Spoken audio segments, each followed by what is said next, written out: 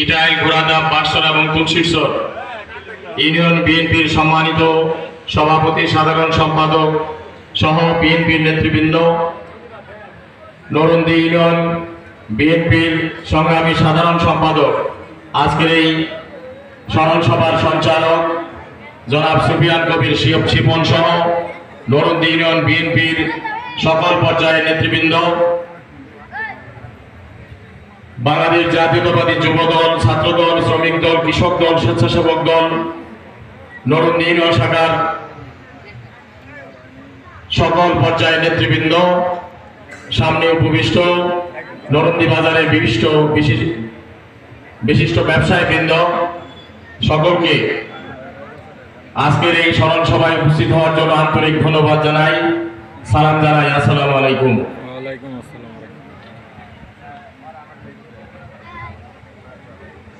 কুল্লু নাফসিন যায়কাতুল মউত, প্রত্যেক জীবেরই মৃত্যুর স্বাদ গ্রহণ করতে হবে।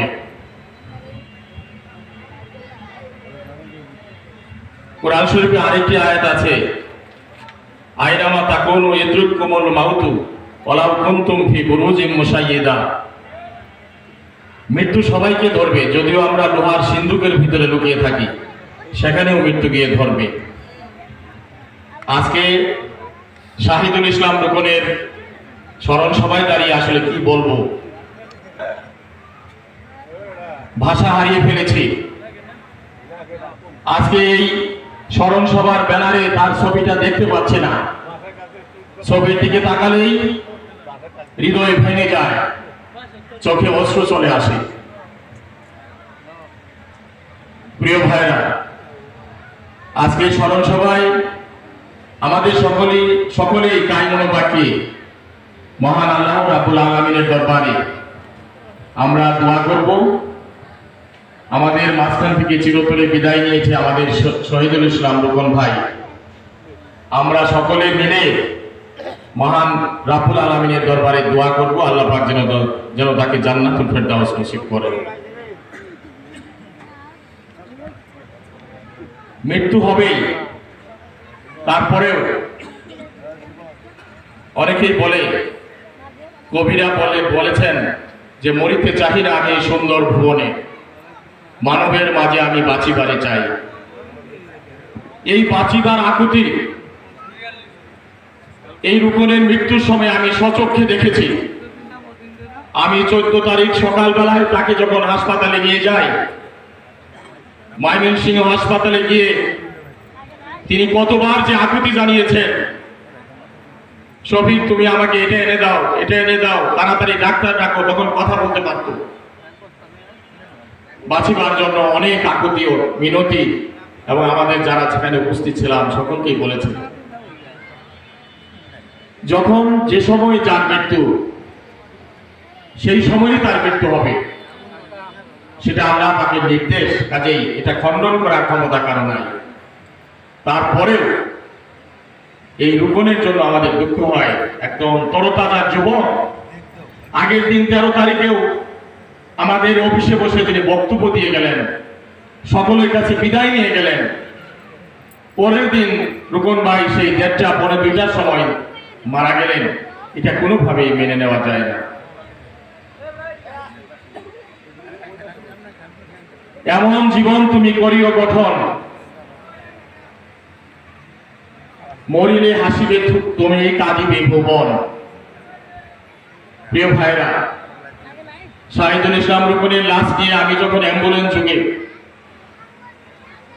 এই নরুন্দি বাজার চক বাজারে এসে উপস্থিত হই, সেদিন নরুন্দি বাজারে উপস্থিত সকল নেতাকর্মী সহ নরুন্দির সকল ব্যবসায়ী জনগণ এখানে কান্নার রুল পড়ে গিয়েছিল। এমন কোন লোক নাই যার চোখে পানি আসে নাই। হাউ মাউ করে দলের নেতা কর্মীরা সেদিন কেঁদেছে। নরুন্দিবাসী আজকে কাঁদছে এই রুকনের জন্য। প্রিয় ভাইরা, আমি আসলে বক্তব্য দীর্ঘায়িত করতে চাই না। আমরা এই ফ্যাসিস্ট খুনি হাসিনার নির্যাতনের শিকার হয়ে আওয়ামী পুলিশের নির্যাতনের শিকার হয়ে 28 তারিখের পরে আমরা যে সমস্ত নেতাকর্মীরা বাড়িঘর ছেড়ে পালিয়েছিলাম, তার মধ্যে আমিও একজন, এবং শাহিদুল ইসলাম রুকনের সাথেই সেই সময়টুকু, এই পালানোর রাতগুলো আমি বেশি কাটিয়েছি। তার বাড়িতে অনেক সময় থেকেছি। রুকন আমাকে বারবারই বলেছে, শফিক তোমার বাসাটা কিন্তু একদম রাস্তার পাশে এবং সদরের মধ্যে, বাজারের সাথে, থানার সাথে, তোমাকে কোনোভাবেই বাসায় যাওয়া ঠিক হবে না। আমি রুকনের সাথে অনেক রাত কাটিয়েছি। যেদিন এই পুলিশের বেশি ভয়, বেশি তাণ্ডব শুরু হয়েছে, সেদিন আমরা তার বাড়ির সামনে যে এই ছাদওয়ালা বিল্ডিং, সেই বিল্ডিং এর উপরে ধানের আটি দিয়ে বাধা বেঁধে, ডেরা বেঁধে, সেখানে চঙ্গ দিয়ে, মই দিয়ে সেখানে উঠে দুই ভাই একসাথে ওই ডেরাতে অনেক রাত কাটিয়েছি। রুকন সবসময় বলতো, শফিক পরিবর্তন আসবেই, বাংলাদেশ এভাবে চলতে পারে না, এই সরকার ক্ষমতায় থাকতে পারবে না। বারবারই আমাদেরকে আশ্বস্ত করত, আমাদের মনে আশার সঞ্চার জোগাত, দৃঢ়তার সাথে বলত। রুকনের এই মৃত্যুর জন্য আসলে আমাদের দলের অপূরণীয় ক্ষতি হয়ে গেছে। 5 তারিখে এই ফ্যাসিস্ট কুলি হাসিনার পতন হয়েছে, দেশ ছেড়ে পালিয়েছে, আওয়ামী লীগের তাণ্ডব শেষ হয়েছে, এদেশে শান্তি ফিরে এসেছে, গণতন্ত্র ফিরে এসে মানুষ স্বাধীন হয়েছে।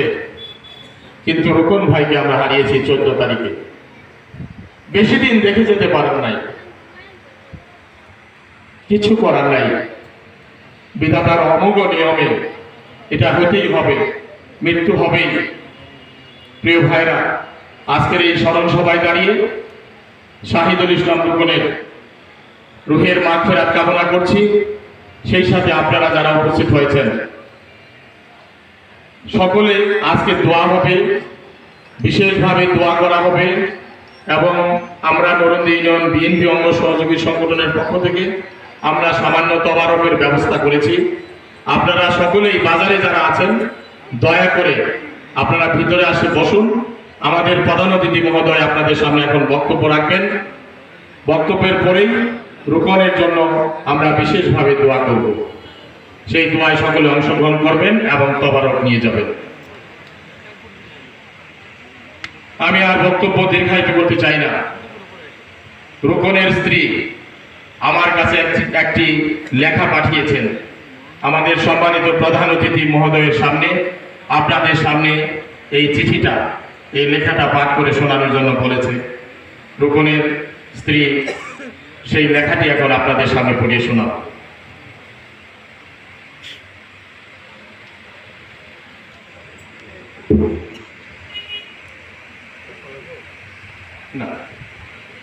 রুকনের স্ত্রী লিখেছেন, বিসমিল্লাহির রহমানির রহিম। আমি হুবহু পড়ে শোনাচ্ছি।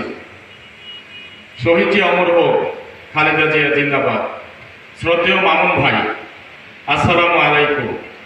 শ্রদ্ধা জানাই আপনাকে, শ্রদ্ধা জানাই আমাদের জাতীয়তাবাদী দলকে, শ্রদ্ধা জানাই জাতীয়তাবাদী দলের সকল নেতাকর্মীদের, শ্রদ্ধা জানাই আপনাদের আজকের এই মহান উদ্যোগকে, শ্রদ্ধা জানাই আমার প্রাণপ্রিয় স্বামী মরহুম শাহিদুল ইসলাম রুকনের সকল বন্ধুদেরকে, এবং শ্রদ্ধা জানাই আজকের আয়োজনের উপস্থিত সকল ভাই ও বোনদের, এবং সকলের প্রতি রইল আমার শত সহস্র সালাম।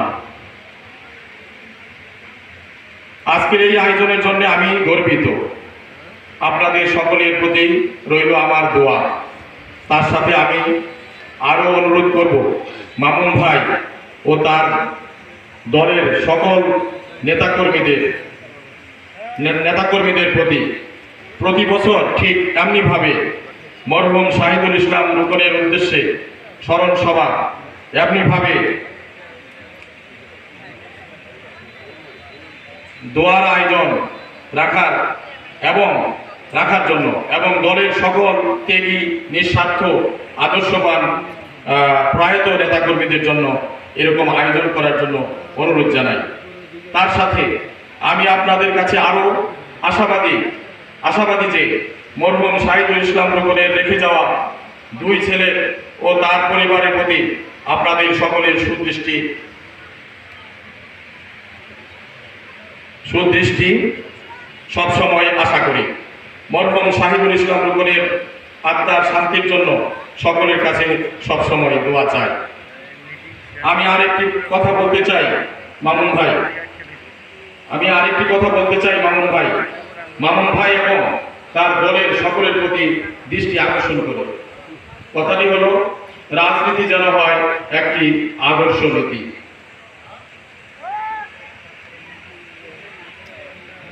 কারণ আমার স্বামী একজন নিঃস্বার্থ আদর্শবান রাজনীতিক ছিলেন।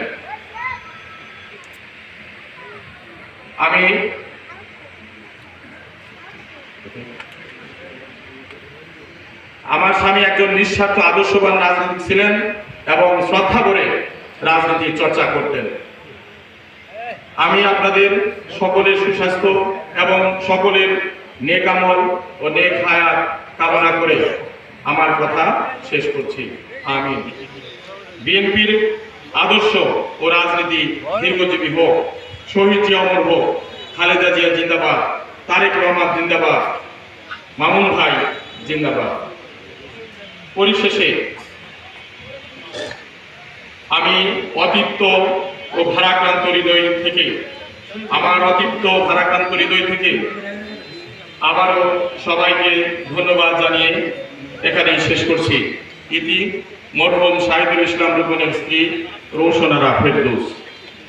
আমি মরহুম শাহিদুল ইসলাম রুকনের বিধবা স্ত্রী রৌশন আরা ফেরদৌসের লেখাটি আমাদের প্রিয় নেতা অ্যাডভোকেট শাহ মোহাম্মদ ওয়ারিস আলী মামুন এখন সকলের সামনে পাঠ করে শোনালাম। উনি আমাকে এই ব্যাপারে আদিষ্ট করেছিলেন।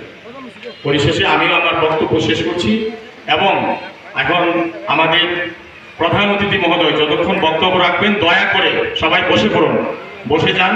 দোয়া হবে, বিশেষ দোয়া হবে, তবারক বিতরণ আছে, দয়া করে সবাই বসে যান। ধন্যবাদ সবাইকে। আসসালামু আলাইকুম।